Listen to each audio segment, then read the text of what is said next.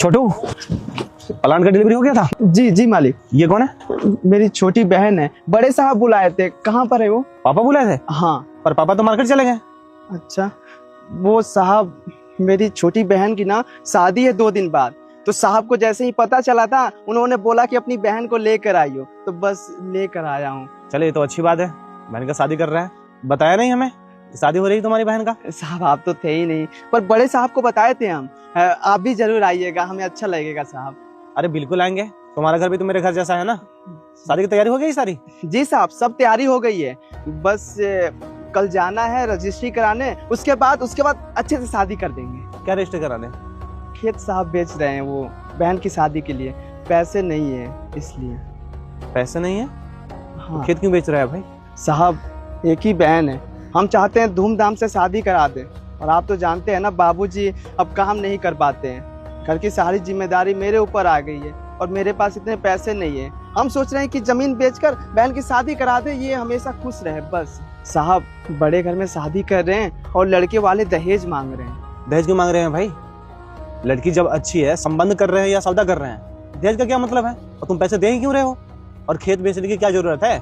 शादी जब किया जाता है तो संबंध वाले से किया जाता है, जो सौदा करते हैं उनके घर में शादी नहीं करते हैं। अपने बहन को अगर खुश देखना चाहते हो तो उस घर में शादी करो जो इंसान पैसे ना ले।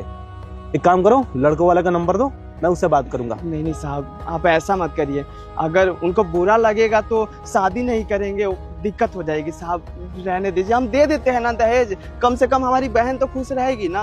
अरे तू बढ़ावा दे रहा है उन जैसे लोगों का, जो लोग दहेज प्रथा को आगे बढ़ा के लेके जाते हैं। जो पैसे देने से मना करेगा तभी तो मांगना मुंह बंद करेंगे ना। पैसे क्यों दे रहा है भाई तू? पर साहब शादी ना कट जाए, हम बहुत डर रहे हैं साहब। अच्छा, तुम्हें डरने की जरूरत नहीं है, मैं पापा को बोल दूंगा कि वो जाके बात कर लेंगे। और रहा बात पैसे की, तो तुम्हारे बहन की शादी में जितने भी पैसे लगेंगे वो हमारे घर से दिया जाएगा। मैं पापा को बोल दूंगा, वो पैसे देंगे तुम्हें। और एक काम कर, ये पैसे पकड़ और अपने बहन के लिए कपड़े और गहने दिला देना, और बाकी शादी का जो भी खर्च होगा वो हम लोग देख लेंगे।